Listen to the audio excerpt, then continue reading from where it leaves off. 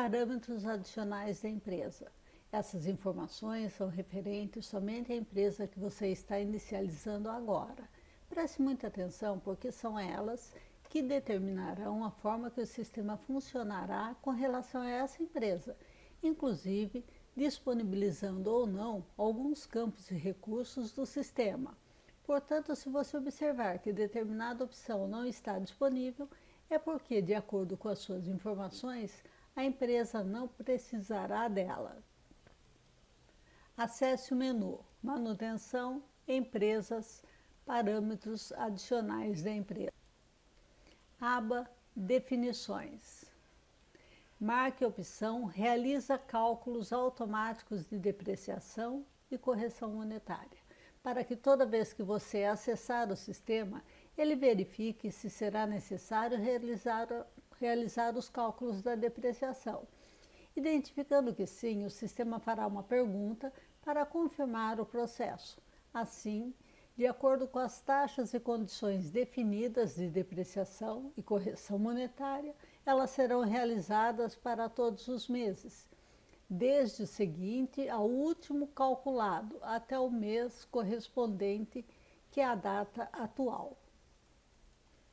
Você marcará a opção Efetua cálculo em moeda estrangeira e informará o nome dela. Dessa forma, o sistema disponibilizará as informações para que esses cálculos possam ser realizados, como, por exemplo, a tabela de índices estrangeiros e taxas de depreciação para a tabela informada. Através da opção Utiliza outra empresa para controlar o IPC 90, você poderá definir o nome abreviado da empresa que fará o controle da diferença do IPC de 1990. Assinale a opção Compartilha tabela de índices estrangeiros com outras empresas.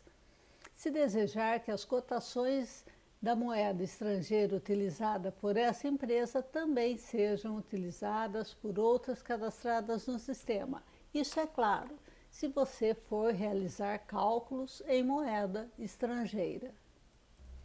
Em seguida, efetua cálculo de correção monetária para o índice nacional.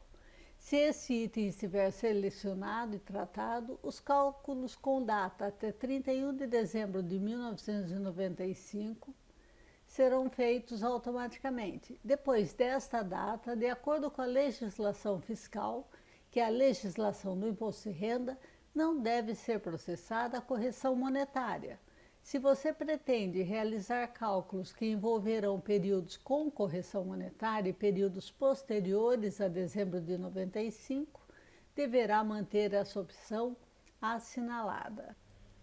Você marcará Efetua cálculo de correção monetária para o índice estrangeiro se houver interesse em relatórios que apresentem os valores expressos na moeda nacional atualizados para a variação da moeda estrangeira. Em seguida, informe se a empresa fará a integração com o sistema de contabilidade. Em caso afirmativo, você também poderá informar se deseja que sejam gerados os lançamentos contábeis para as compras de bens, assinalando a opção Geração de lançamentos contábeis para aquisição. Isso deve ocorrer apenas se você não utiliza um outro sistema que já faz a contabilização das aquisições de bens. E por fim, assinalando a opção Utiliza mais de uma transferência no mês entre centros de custo, será permitida a transferência várias vezes no mês da mesma chapa ou componente entre centro de custo e a integração com a contabilidade. Será feita proporcional aos dias em que cada chapa ou componente ficou no centro de custo definido. Aba Referência. Nesta aba deve ser informada a data de início de uso do sistema ativo. Caso já exista valores de períodos anteriores calculados de outra forma, essa informação é muito importante para a exatidão dos cálculos e, após informada inicialmente, não deve ser alterada.